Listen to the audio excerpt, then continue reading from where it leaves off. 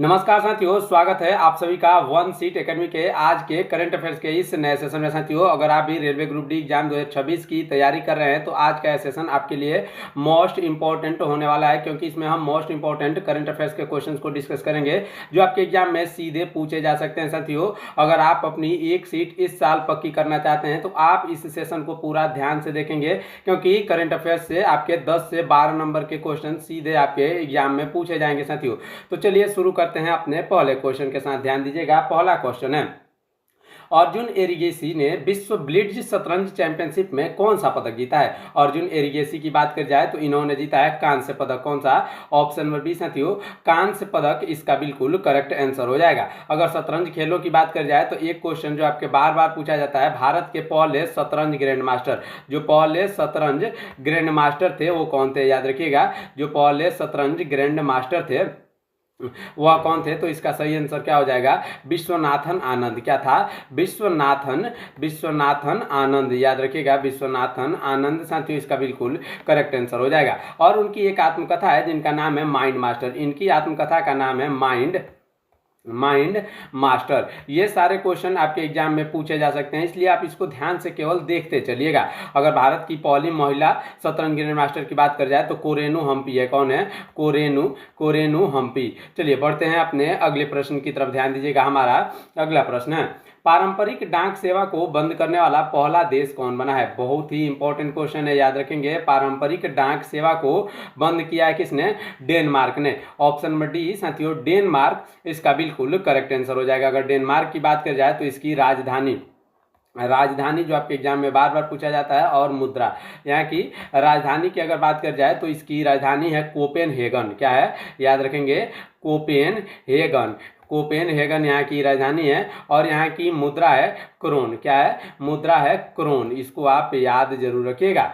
चलिए बढ़ते हैं अपने अगले प्रश्न की तरफ। ध्यान दीजिएगा, हमारा अगला प्रश्न क्या है? अगला प्रश्न है, 2025 मोहम्मद बिन राशिद अल मखतूम अंतर्राष्ट्रीय खेल पुरस्कार में ग्लोबल लाइफ टाइम अचीवमेंट पुरस्कार किसे मिला है? साथियों, अगर इसकी बात कर जाए तो यह पुरस्कार किसको मिला है? इसका सही आंसर हो जाएगा नोवाक जोकोविच। ऑप्शन नंबर ए साथियों, नोवाक जोकोविच इसका बिल्कुल करेक्ट आंसर हो जाएगा।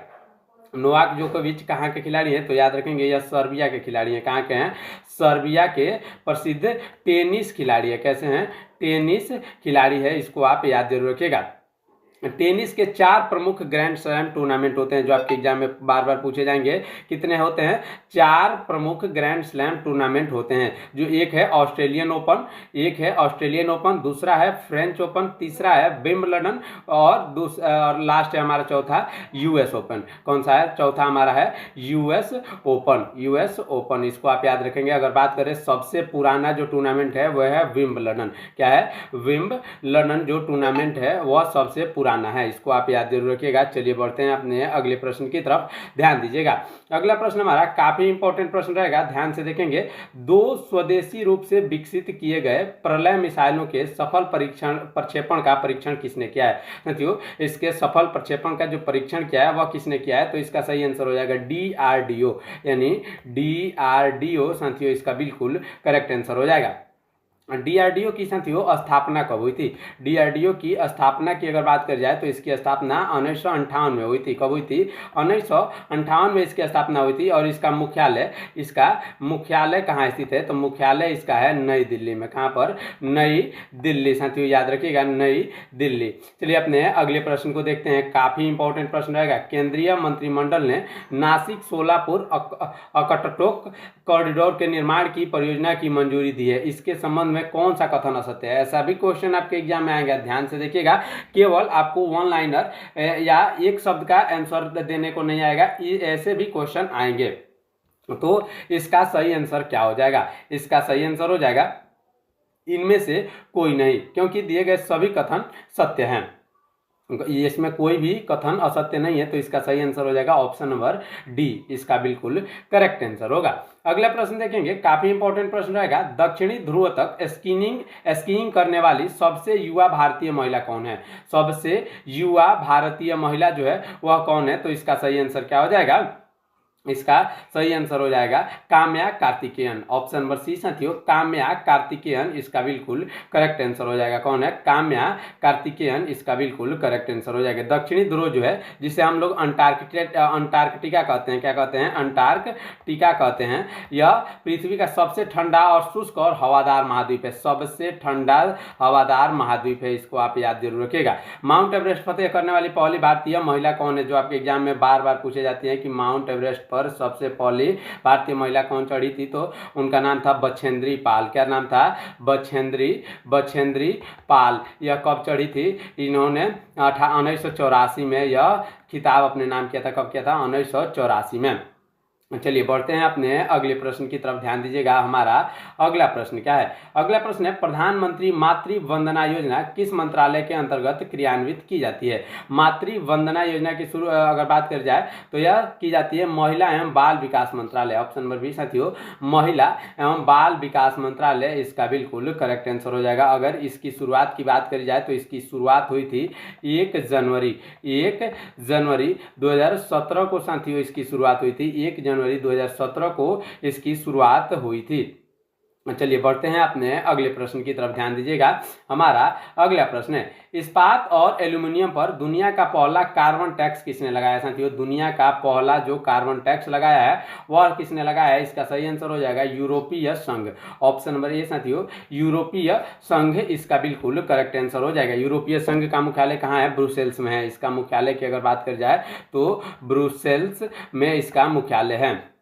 चलिए बढ़ते हैं अपने अगले प्रश्न की तरफ, ध्यान दीजिएगा। हमारा अगला प्रश्न है, चाइना द्वारा हाइपरसोनिक एंटीशिप मिसाइल के परीक्षण के संबंध में कौन सा कथन सही है? कौन सा सही कथन कौन सा है? तो इसका सही आंसर क्या हो जाएगा? इसका सही आंसर आप ध्यान से देखिएगा। चाइना द्वारा हाइपरसोनिक एंटीशिप मिसाइल के परीक्षण के संबंध में कथन को हमको बताना है, तो इसका सही आंसर क्या हो जाएगा? यह मिसाइल उच्च गति के लक्ष्य को भेज सकती है, ये तो सही है। और दूसरा क्या ऑप्शन, यह नौसैनिक रक्षा प्रणालियों के लिए एक चुनौती है, यह भी कथन सही है। इसका परीक्षण हाल ही में संपन्न हुआ है, यह भी कथन सही है। तो इसका सही आंसर क्या हो जाएगा? ऑप्शन नंबर डी, यानी उपरोक्त सभी सही है।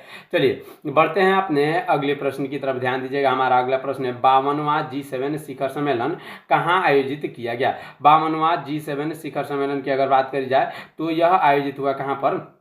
फ्रांस में। ऑप्शन नंबर डी साथियों, फ्रांस इसका बिल्कुल करेक्ट आंसर हो जाएगा। क्या हो जाएगा? फ्रांस इसका बिल्कुल करेक्ट आंसर हो जाएगा। G7 जो समूह है ना, G7 समूह में याद रखेंगे कितने सदस्य देश है? यहाँ 7 सदस्य देश है। कितने? 7 सदस्य देश है। अगर बात करी जाए कौन कौन से है, तो पहले हमारा है अमेरिका। कौन सा है हमारा?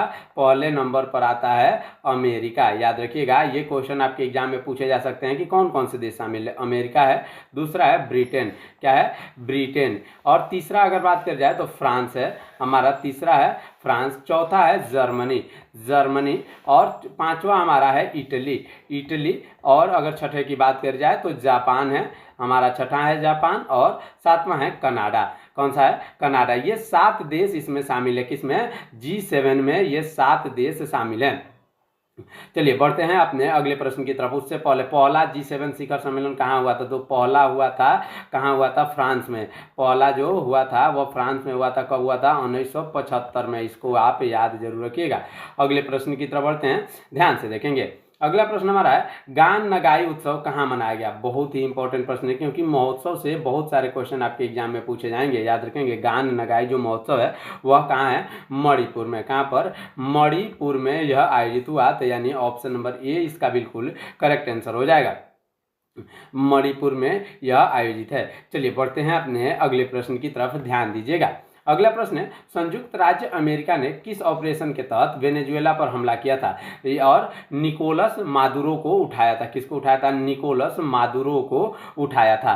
तो इसका सही आंसर हो जाएगा ऑपरेशन एब्सोल्यूट रिजॉल्व, यानी ऑप्शन नंबर सी साथियों इसका बिल्कुल करेक्ट आंसर हो जाएगा। क्या हो जाएगा? ऑपरेशन एब्सोल्यूट रिजॉल्व इसका बिल्कुल करेक्ट आंसर हो जाएगा। वेनेजुएला जो है दक्षिण अमेरिका महाद्वीप का एक देश है। किसका?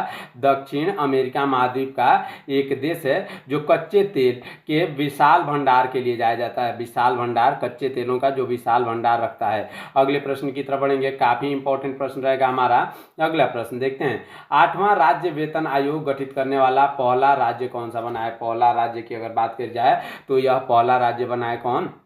इसका सही आंसर हो जाएगा ऑप्शन नंबर डी, ऑसम। क्या हो जाएगा? ऑसम इसका बिल्कुल करेक्ट आंसर हो जाएगा। इसको आप याद जरूर रखिएगा। असम का प्रसिद्ध लोक नृत्य, जो आपके एग्जाम में बार बार पूछा जाता है, असम का जो लोक नृत्य है, लोक नृत्य से आपके क्वेश्चन आएंगे साथियों, इसको आप ध्यान से देखे चलिएगा। यह बिहू है, यहाँ का प्रसिद्ध लोक नृत्य बिहू है, जो साल में 3 बार मनाया जाता है। कब? कितनी बार? 3 बार मनाया जाता है। ब्रह्मपुत्र नदी को असम का शोक कहा जाता है साथियों, याद रखेंगे। असम का शोक किसे कहा जाता है? असम का शोक किसे कहा जाता है? तो यह कहा जाता है ब्रह्मपुत्र नदी को। किसको? ब्रह्मपुत्र नदी को। इसको आप याद रखेंगे। ब्रह्मपुत्र नदी को साथियों सांगपो नदी कहा जाता है। सांगपो नदी भी कहते हैं किस देश में? इसका आंसर आप हमें कमेंट में बताइएगा। असम में इस समय बाढ़ आए हैं केवल ब्रह्मपुत्र नदी की चलते, जो कि बहुत ही भीषण, उसमें लगभग 71 प्लस आदमी उसमें जो है मृत हो चुके हैं, और बहुत से लोग लापता हुए हैं, उनका पता लगाया जा रहा है। तो इसको आप ध्यान से देखेंगे। इस समय कहाँ पे बाढ़ आया हुआ है? असम में आया हुआ है। असम के शोक ब्रह्मपुत्र नदी के चलते।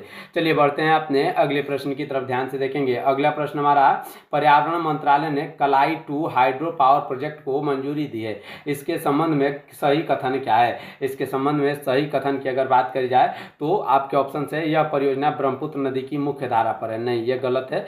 और अगर दूसरा, यह परियोजना लोहित नदी पर बनाई जाएगी, हाँ यह सही है। क्या है? ऑप्शन नंबर बी, यह लोहित नदी पर बनाई जाएगी। बाकी यह भी गलत है और यह भी गलत है। तो इसका सही आंसर क्या हो जाएगा? ऑप्शन नंबर बी इसका करेक्ट आंसर होगा।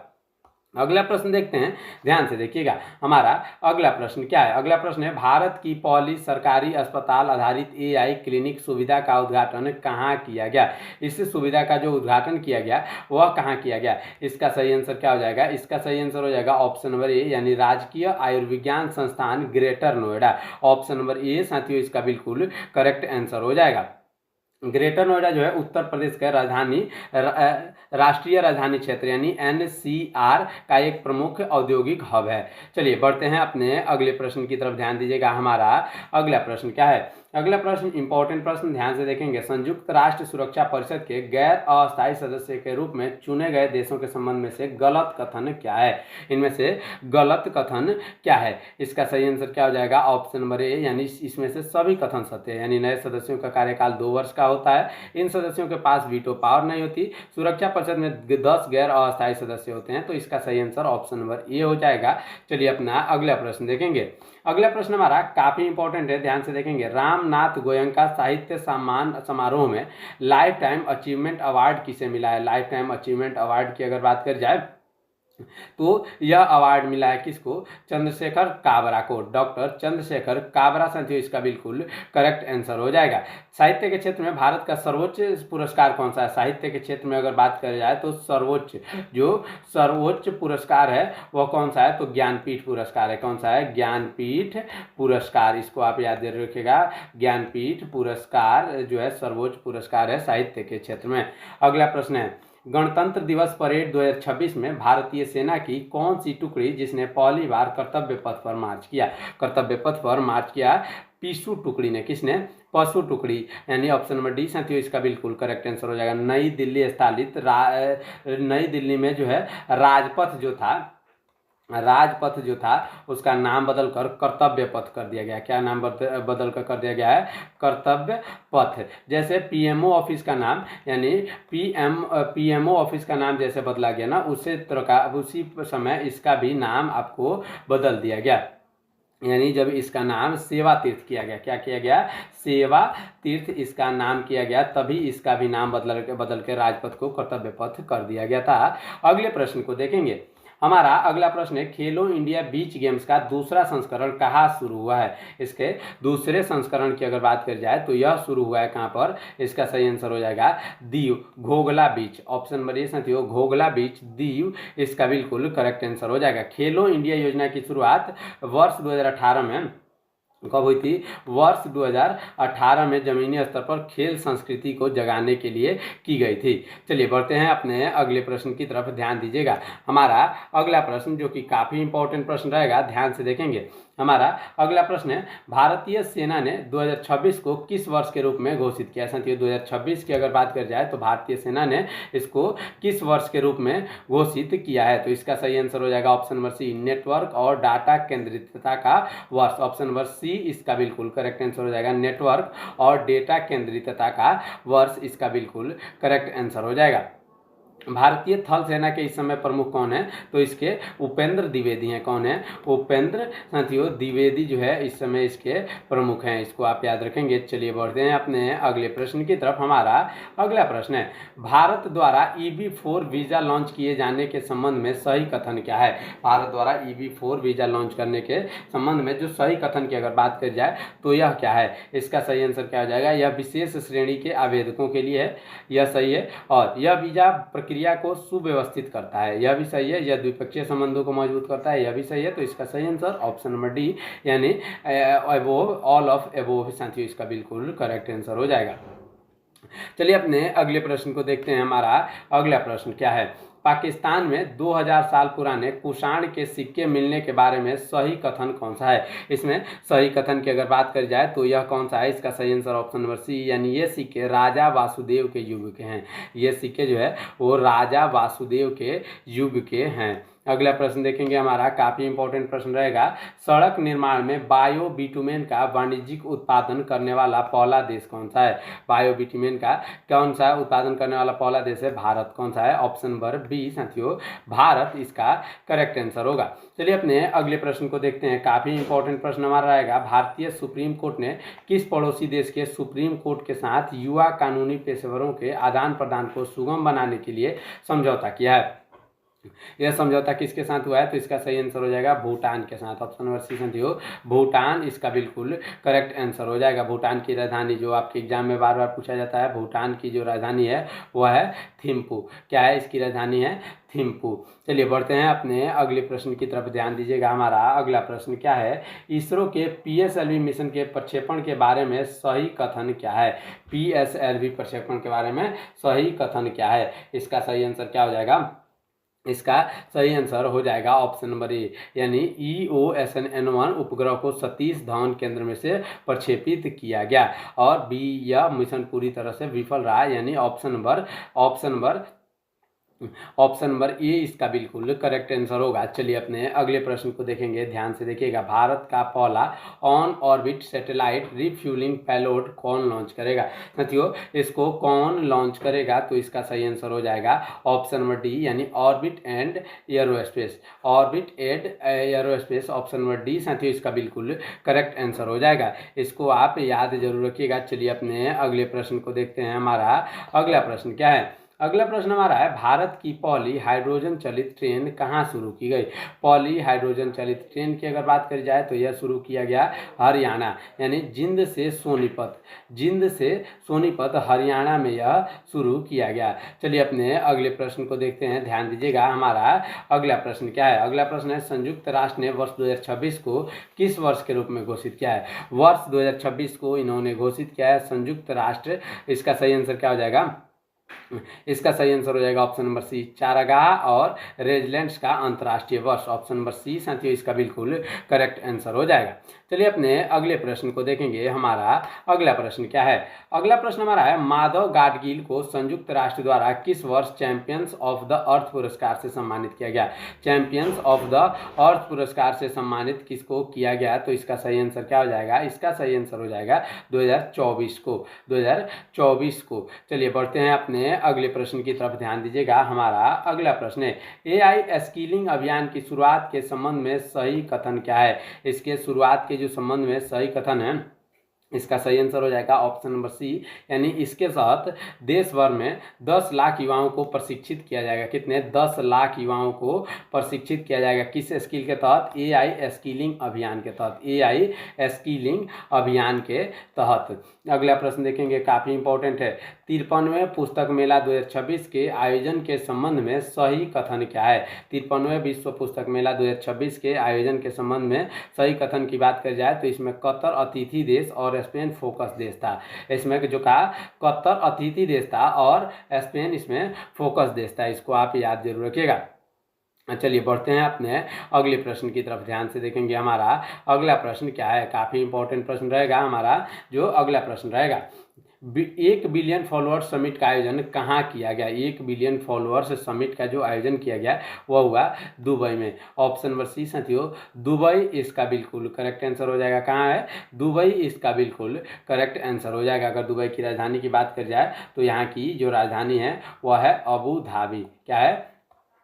अबू धाबी यहाँ की राजधानी है। अगर अबू धाबी की बात करें, और यहाँ की जो है मुद्रा क्या है? मुद्रा की अगर बात करें यूएई दिरहम है। यूएई दिरहम यहाँ की मुद्रा है। चलिए बढ़ते हैं अपने अगले प्रश्न की तरफ, ध्यान दीजिएगा। अगला प्रश्न है हमारा, अगला प्रश्न काफ़ी इंपॉर्टेंट प्रश्न रहेगा। भारतीय सशस्त्र बल किस मिशन के तहत हवाई रक्षा को मजबूत करने के लिए संयुक्त counter unmanned aerial system grid विकसित कर रहे हैं? साथियों इसको विकसित कौन कर रहे हैं? तो इसका सही आंसर हो जाएगा, इसका सही आंसर हो जाएगा ऑप्शन नंबर डी यानी सुदर्शन चक्र। कौन सा? सुदर्शन चक्र साथियों इसका बिल्कुल करेक्ट आंसर है। नेक्स्ट प्रश्न देखते हैं। भारत की पहली पूरी तरह से कागज रहित जिला अदालत का उद्घाटन कहाँ किया गया है? पहली कागज रहित, यह हुआ है केरल में। ऑप्शन नंबर बी साथियों केरल इसका बिल्कुल करेक्ट आंसर हो जाएगा। केरल इसका बिल्कुल करेक्ट आंसर हो जाएगा। केरल जो है भारत का सर्वाधिक, क्या है? सर्वाधिक साक्षरता दर वाला राज्य है। सर्वाधिक साक्षरता दर वाला राज्य है, जहाँ लगभग 94% प्लस जो है यहाँ पर है साक्षरता दर है। इसको आप याद जरूर रखिएगा। चलिए बढ़ते हैं अपने नेक्स्ट प्रश्न की तरफ। हमारा अगला प्रश्न क्या है?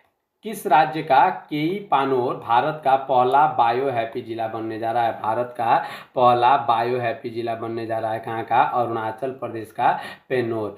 केई पेनोर कहाँ का? अरुणाचल प्रदेश का केई पेनोर। साथियों इसको याद रखेंगे। अरुणाचल प्रदेश को साथियों उगते सूरज की भूमि कहा जाता है। क्या कहा जाता है? उगते सूरज की भूमि। उगते सूरज की भूमि। और उगते हुए सूर्य का देश किसे कहा जाता है? जापान को साथियों उगते हुए सूर्य का देश भी कहा जाता है। जैविक खेती अपनाने वाला पहला राज्य।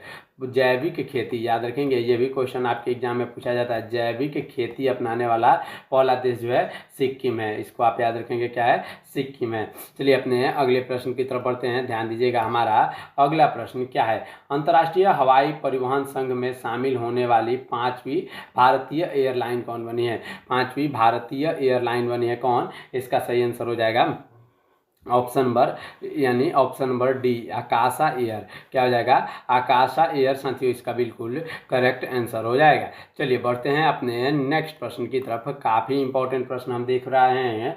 खेलो इंडिया बीच गेम्स 2025 की पदक तालिका में शीर्ष स्थान किसे प्राप्त किया है? साथियों इसमें शीर्ष स्थान की अगर बात कर जाए तो इसमें शीर्ष स्थान प्राप्त किया है किसने? ऑप्शन नंबर बी यानी कर्नाटक ने। किसने? कर्नाटक साथियों इसका बिल्कुल करेक्ट आंसर होगा। अगला प्रश्न देखेंगे, काफ़ी इंपॉर्टेंट प्रश्न है हमारा। जो अगला प्रश्न होने वाला है, हॉकी महिला इंडिया लीग 2026 का खिताब किसने जीता है? इसका खिताब जीता है एसजी पाइपर्स ने। किसने? ऑप्शन नंबर सी साथियों एसजी पाइपर्स इसका बिल्कुल करेक्ट आंसर हो जाएगा। एसजी पाइपर्स इसका बिल्कुल करेक्ट आंसर हो जाएगा। हॉकी जो है भारत का राष्ट्रीय खेल है। भारत का राष्ट्रीय खेल हॉकी है, इसको आप याद रखेंगे। और ओलंपिक इतिहास में भारत ने सर्वाधिक 8 स्वर्ण पदक जीते हैं। कितने? 8 स्वर्ण पदक जीते हैं। 8 स्वर्ण पदक इन्होंने हॉकी में जीते हैं। किसमें? 8 स्वर्ण पदक इन्होंने हॉकी में जीते हैं। भारतीय पुरुष टीम ने पेरिस ओलंपिक याद रखिएगा, पेरिस ओलंपिक जो आपके एग्जाम में यह पूछा जा सकता है स्टैटिक जीके के तौर पर। पेरिस ओलंपिक 2024 में कांस्य पदक जीता था। कौन सा? कांस्य पदक जीता था। चलिए बढ़ते हैं अपने अगले प्रश्न की तरफ, ध्यान दीजिएगा। अगला प्रश्न हमारा है, मलेशिया ओपन 2026 महिला एकल का खिताब किसने जीता? साथियों इसकी अगर बात कर जाए तो इसको जीता है किसने?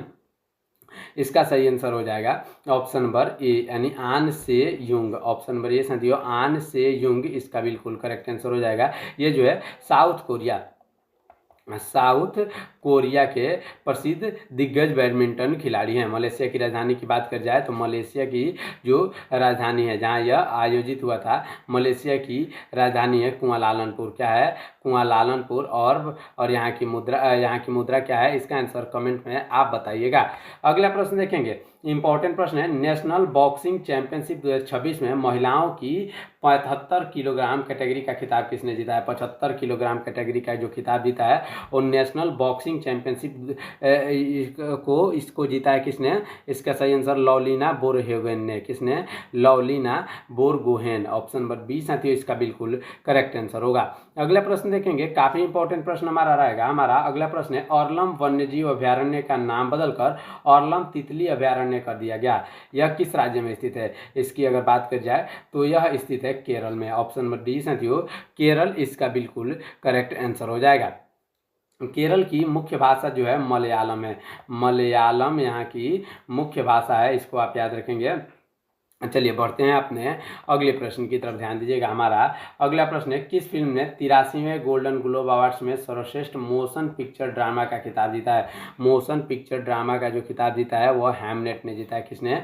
ऑप्शन नंबर सी साथियों हैमनेट इसका बिल्कुल करेक्ट आंसर हो जाएगा।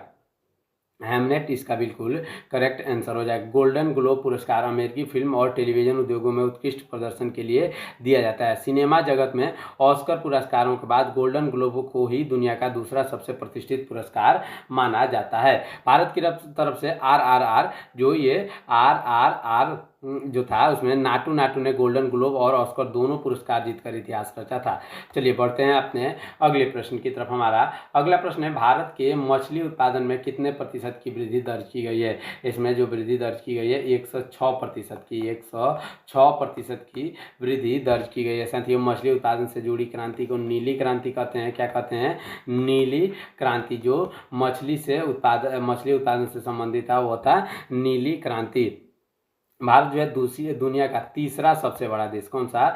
तीसरा सबसे बड़ा मछली उत्पादक देश है। इसको आप याद रखेंगे। अगला प्रश्न देखेंगे, काफी इंपॉर्टेंट प्रश्न हमारा अगला है, गैर जीवाश्म ईंधन क्षमता 2025 में 266.78 गीगावाट तक पहुंच गई है। इसके संबंध में सही कथन क्या है? इसके संबंध में जो सही कथन है वह क्या है? तो इसका सही आंसर हो जाएगा, इसमें पवन ऊर्जा का हिस्सा सर्वाधिक है, नहीं, ये गलत है हमारा। इसमें जल विद्युत क्षमता 50% से अधिक है, यह भी गलत है। इसमें परमाणु ऊर्जा का योगदान सबसे अधिक है, यह भी गलत है। इसमें सौर ऊर्जा की क्षमता 135.81 गीगावाट पहुंच गई है। किसकी? सौर ऊर्जा की। और कुल हमारी क्षमता कितनी है? 266, यानी लगभग यह अकेले आधा का जो है हिस्सेदार है। अगले प्रश्न की तरफ बढ़ेंगे। अगला प्रश्न हमारा है, किस राज्य ने राष्ट्रीय शिक्षा नीति 2020 के तहत अपार आईडी बनाने में शीर्ष स्थान हासिल किया? साथियों अपार आईडी बनाने में शीर्ष स्थान हासिल किया किसने? इसका सही आंसर हो जाएगा